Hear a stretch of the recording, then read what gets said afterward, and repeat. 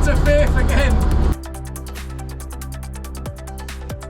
I think I've now got everything I need. Ow!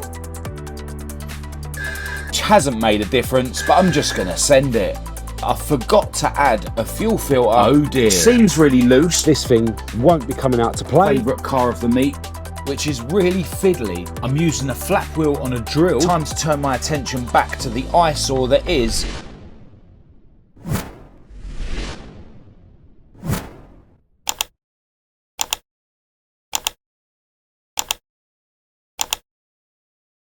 Hello and welcome to another sunny day here in England. If you saw the video, which I filmed at the Ford show at Santa Pod, you would have seen that I had a bit of an issue, or so I thought, with the coolant temperature sensor on this thing, because at some points on the motorway, I could see that the coolant temperature was sort of all of a sudden going down to zero.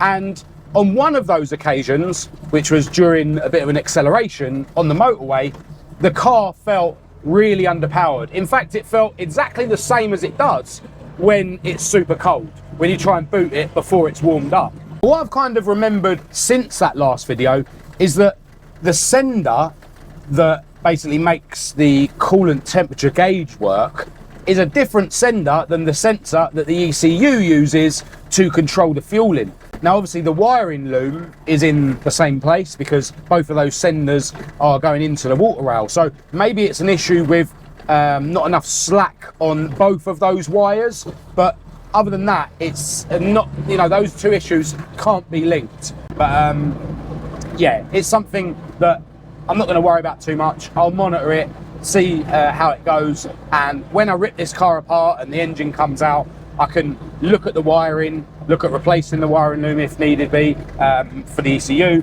and potentially just change both of those sensors. So yeah, it's not something I'm going to worry about too much.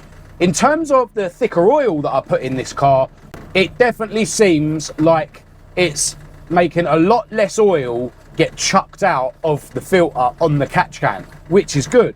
However, I think there's a bit more of a rattle coming from this engine. I noticed it when I was lining up for one of my runs at Santa Pod. So I don't know whether the thicker oil has maybe caused a bit more wear in the engine, or whether, you know, this tired engine has just picked up a bit more wear more recently. I don't know. It's not knocking its tits off or anything like that. It still rips when you boot it. And again, it's not something I'm going to worry about because the future plans include replacing or rebuilding this engine anyway. Let's just hope that it can hold itself together until I actually get round to ripping this car apart. Fingers crossed. So the next thing to talk about is the issues I was having with this car on the drag strip in the last video. And on the way back from Santa Pod, I did some experimenting to try and figure out why I seem to be having issues going into third gear when I was on the drag strip. And I think I know what's going on, and it's nothing to do with the car, potentially. It's more to do with me and how I was changing gear whilst I'm in the moment and, you know, overexcited on the drag strip. Because what I realised is that it will go into fifth if you're not really careful when you try and get third. And if you sort of like find that little bit between third and fifth, then it will end up crunching. And what was happening on the drag strip is essentially I'd go for third and I would just get a bit of a crunch, and then it just seemed like the car wouldn't pull away. And in that moment, I wasn't able to identify the fact that I was actually going into fifth. Because this is a 6-speed gearbox, and because the gearing in the car in general is quite revvy, I didn't really think that I was going into fifth, but that's exactly what I was doing. You'd expect that if you go into fifth instead of third, the car would sort of like go rev, rev, rev, rev, rev. But because these gears are quite close together, it still somewhat pulls away in fifth. And one cool thing about that is that on the drag strip in this car, when I went first gear, second gear, and then fifth gear, the car was still doing high 14s, if I remember rightly, which is quite mad considering that I was only able to do low 14s or mid 14s in Maud, my Mk2 Escort that I don't now own, which had the same ST170 lump in it that I'm now putting into the beige car. So yeah, I think she done quite well, considering that potentially I was going into 5th instead of 3rd. When I did the run that I didn't miss 3rd gear, I done a 13.6 and the launch felt terrible. So that potentially means that if I didn't keep messing up 3rd, then I might have actually beat my PB, even though the engine's tired, even though it was super hot at the show, and even though I'm still running the same tyres that I ran last year. So yeah, you know, there's plenty more in this car on the drag strip, certainly once I get a less tired engine fitted.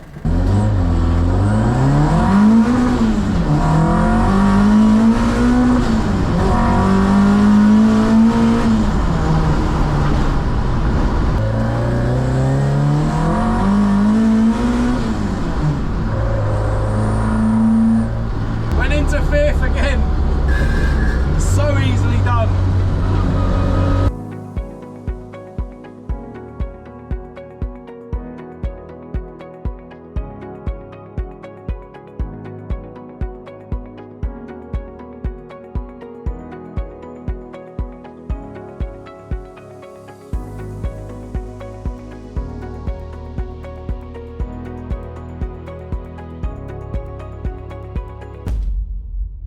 I've readjusted all the gas suspension on INSTA, which I forgot to do after our little adventures on the drag strip the other day. When I'm running down the drag strip, I like to have the front suspension super stiff and the rear suspension super soft. I also have the rear tyres super soft, and I pump the front tyres up a little bit. And with the softer suspension and tyres at the back, the car squats and really grips way better. It is night and day. So if you're ever drag racing, definitely soften your tyres, and if you can, your suspension at the back if it's a rear-wheel drive car like INSTA is. Anyway, in other news, I've now applied my official Ford Show club stand stickers. Had those made up and forgot to take them to Santa Pod for the Ford Show. So if you're one of the guys that was on my club stand and you'd like a couple of those official club stand stickers, just drop me an email and I'll chuck them in the post to you. No charge, but they are only for people that had their cars on my club stand. Now, one thing I have already done on Heidi is wire up this new fan switch connector. It's actually a H7 bulb connector, but yeah, if you widen these connectors apart slightly, they go on absolutely fine. So that's a really neat way of wiring up the fan switch, and I'll just show you it working. I've got the battery hooked up, and if I put the ignition on and flick this switch on my switch panel, and then bridge the two connectors on this, which will simulate the fan switch activating like it will when the coolant's hot, you'll see that the fan comes on.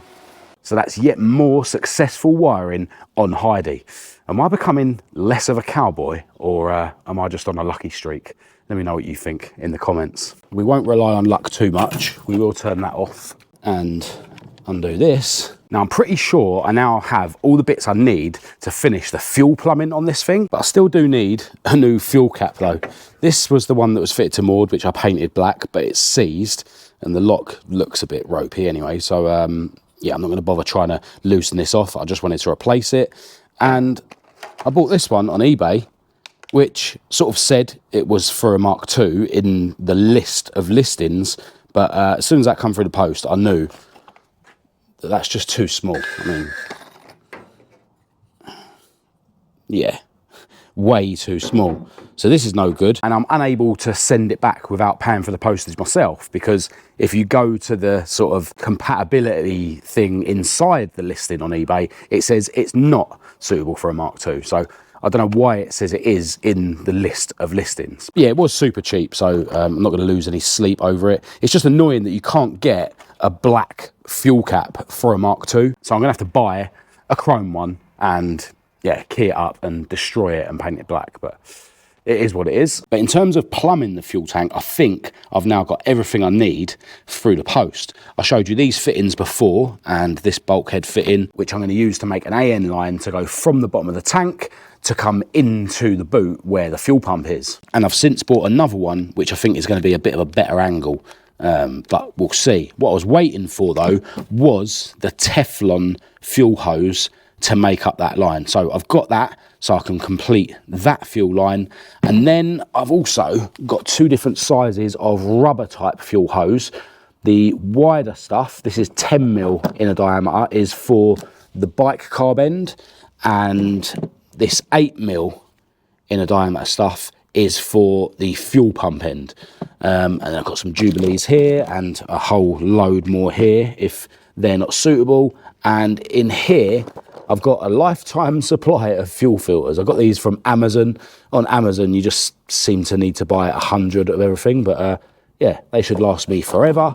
And then here, also from Amazon, so I had to buy 3, is an 8mm to 10mm reducer, essentially. And yeah, I basically want to redo all of the fuel hose on this car, apart from this plastic hard line that I did take from Maud that I fitted a while ago. I did buy this brand new when I first put Maud on the road though, so this will be absolutely fine.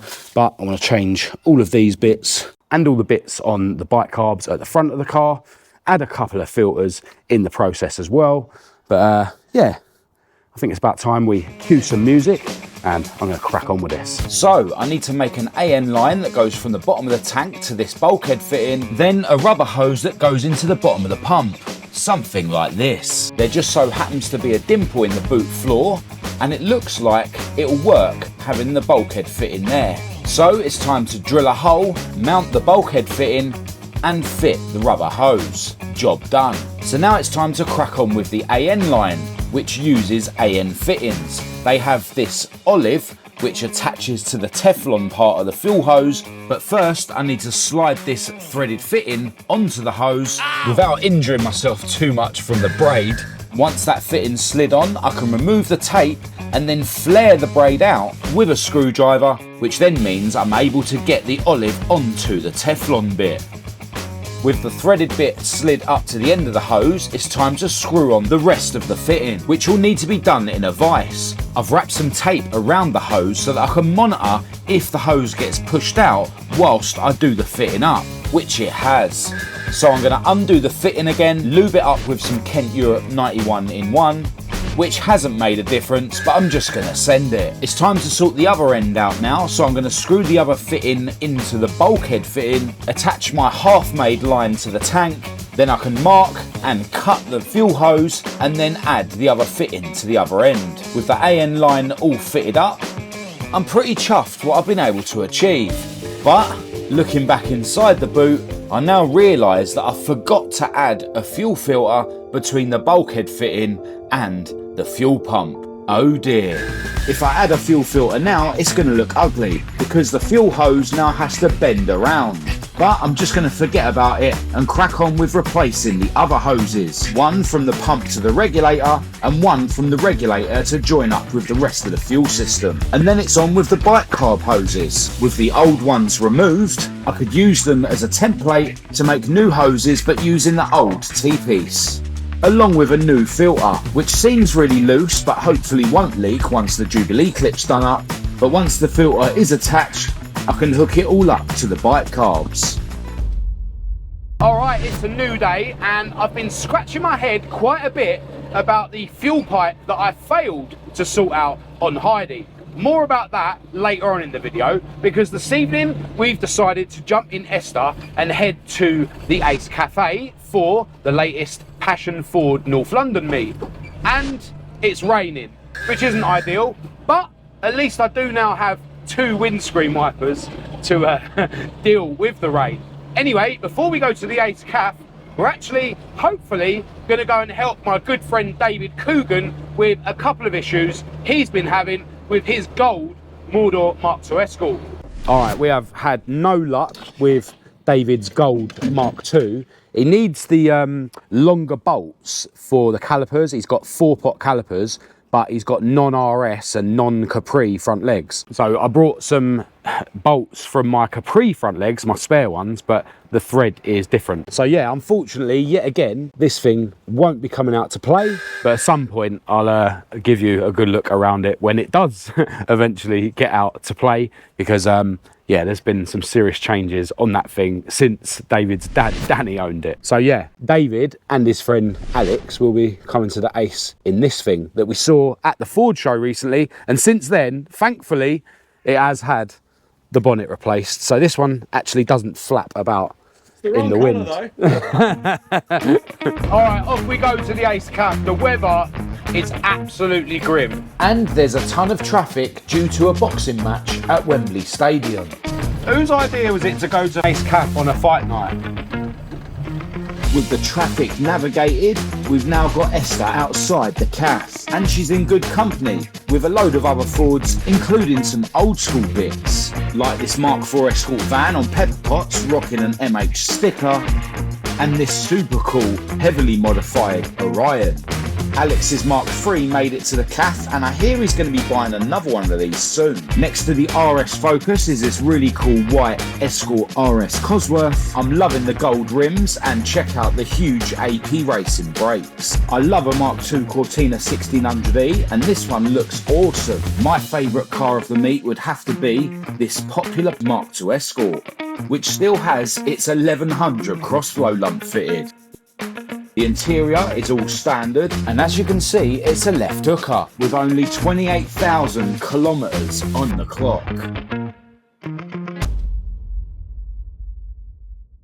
All right, I am back onto the fuel pipe saga today, and I've got this template that I made out of copper brake line to show what I need to achieve. So if this is sitting in the boot like this, this is where the bulkhead fitting is in the boot floor, and I need a pipe to come up, bend around, and then meet here. This blue line represents where the end of the fuel pipe will be. This is all just excess. Now, this sort of section here doesn't necessarily need to be that long. So if I'm able to sort of achieve this with a shorter bend, then so be it. But basically, I need to get from there to there. And what I'm going to try and do is basically put a bend or maybe two bends in this pipe without it kinking. And to do that, I'm going to put it in hot water. I've already boiled this water here on the hob and bend it how I want it, and then put it straight into this ice water, which should then, fingers crossed,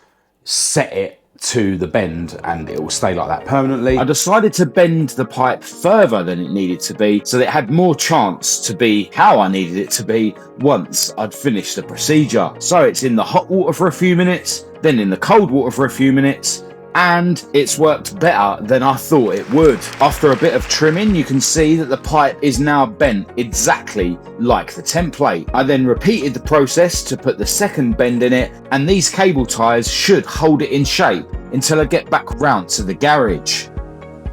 And now, back round at Heidi's garage, I can fit my new custom rubber hose, and although I'm not 100% happy with how this looks, that is Heidi's fuel lines done. So I can just make sure that everything's tight, put some fuel in Heidi's tank, turn the pump on, check that the pressure is low enough for the bike carbs, and check for leaks. And thankfully, there are none. Right, let's keep the positivity going with regards to these bike carbs and sort out this mess. Yeah, bent up trumpet. And that one's bent up as well. Because thanks to a subscriber called Lee, I've now got 2 replacement trumpets for those CBR 900 carbs. Huge thanks to you, Lee, if you're watching. Now, Lee happens to have a really cool Anglia, which he's owned since 2009. And as well as being absolutely mint on the outside, under the bonnet, he's got an 1800 crossflow running fuel injection on throttle bodies that's making about 150 horsepower. He says the car is very well known up in the northwest near Chester where he lives, and everything on the car has been done by Lee himself during the time that he's owned it. So yeah, what an awesome Anglia, and massive thanks again for the trumpets. Each trumpet is held on with a sort of plastic retaining plate, which is held on with 4 screws. There's a gasket behind the plate, which luckily I did notice fell out, and after a quick clean, I can refit the gasket and then refit the plate with its trumpet, making sure that it slots in correctly. And once the screws are all fastened back up, I can repeat the process for the trumpet on cylinder 3. And whilst I'm working on the bike carbs, I'm going to turn my attention to the throttle cable, which has this little nipple that hooks up to the mechanism, and this bit slides in here. Before I can hook the other end up to the pedal, I need to attack my bulkhead with my drill and fit this little fitting for the cable to pass through. With the cable passed through the bulkhead and attached to the pedal, I then need to make sure that the cable's not rubbing on anything whilst the pedal is being engaged.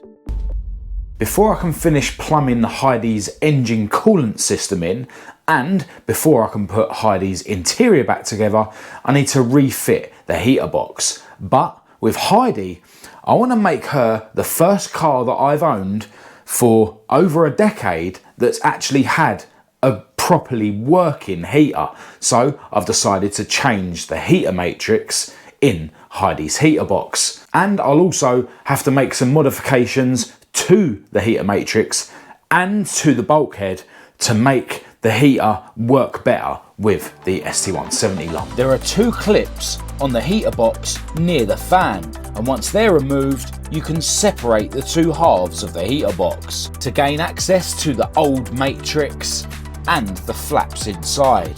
The original foam had worn away from the flaps, so I covered them in this stuff that I got from Amazon. Then I could fit the brand new matrix, which came with some foam to fit around the edge, but I did add this bit from the Amazon stuff. With the matrix in, I can now put the 2 halves of the heater box back together, which is really fiddly because you need to make sure that the flaps operate correctly once it's all together. Back round at Heidi's garage, I can lay the heater in place and mark the pipes and the bulkhead for cutting. I want the pipes to be almost flush with the bulkhead, and I want to pass the heater hoses through the bulkhead and put the Jubilee clips on the inside. I'm using a flap wheel on a drill to modify the bulkhead, and I've similarly modified the plate for the bulkhead and painted it black. With the heater back in place, I now realise that I can't find the heater box bolts anywhere. Anyway, here you can see that the cut down pipes give way more clearance for the ST170 head, and here you can see how I'm going to pass the coolant pipes through the bulkhead, but the Jubilee clip will be the other side of the bulkhead. Anyway, time to turn my attention back to the eyesore that is the hoses on my fuel pump setup. First things first, I'm going to disconnect everything and drain the fuel into a jerry can.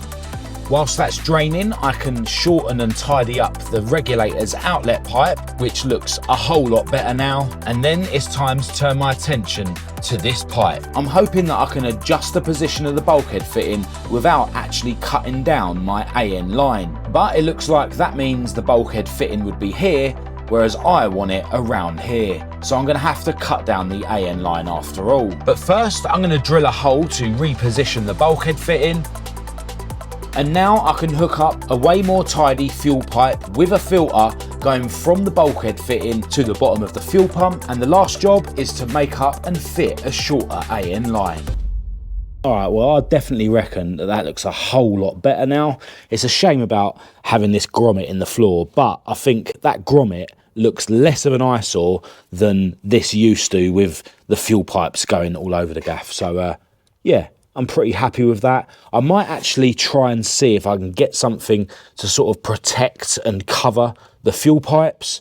I don't know if I can make something or buy something, just because I want this boot to be able to be used to carry luggage. Although when I say luggage, I mean tyres and tools for when I take this thing to drift days. Although I am considering getting a roof rack to carry stuff to drift days, but yeah, we'll worry about that at some point in the future. But yeah, for now, this is done. I've already put the fuel back in the tank and tested it for leaks, and it's absolutely fine. So happy days. I have just remembered though, that I still haven't ordered a fuel cap, so definitely need to do that later. And I still need to order the heater bolts that I just can't seem to find anywhere, which means I'm unable to put this interior back together in the manner that I was hoping in this video. I did have to enlarge this hole a bit more on this plate and then repaint it.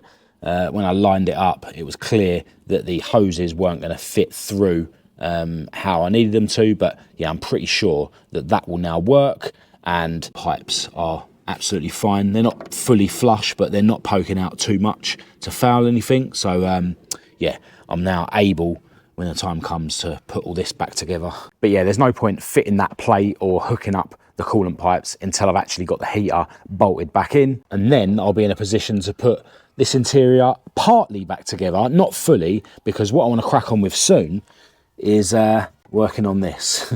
Need to add a hole for the gearbox, and there's something else I want to fit here that I've never actually had in a car before, but it's something that I'm looking forward to having fitted to this car. But yeah, I'll probably make a start on putting this interior back together off camera. I do have to touch up this bit of paint on the dashboard as well before I start putting things back together, and I need to polish off some of the overspray. So yeah, there's plenty of bits that I can crack on with behind the scenes whilst I'm editing content that I'm going to be grabbing over in Northern Ireland, and one other video that I've got planned soon after we get back from Northern Ireland. And yeah, those little bits will give me a bit of a head start before I give you an update on this thing again. And I think also behind the scenes, I'm gonna start polishing up some of these panels to see if I can get this paint job looking a bit better. Although on camera, it actually looks pretty good. But yeah, I will show you some of how well or not the polishing goes when it comes to it. But yeah, it's something that's kind of holding up the project, and it's something that I know is going to take endless hours of labour. So yeah, it's about time I cracked on with that. But yeah, progress is definitely getting made on this thing, even if it's taking a bit longer than I would like. So I need to wrap this video up. As always, huge thanks to everyone who's tuned in. Special thanks to Lee for the bike carb trumpets. Really appreciate that. If you haven't already, please do give this video a thumbs up. Subscribe to the channel if you haven't already. Check the links in the description to follow and support me elsewhere on the internet. I'll leave my email address down there for anyone who wants to contact me. Huge thanks, as always, to my patrons for your ongoing support. But other than that, until next time, thanks for watching.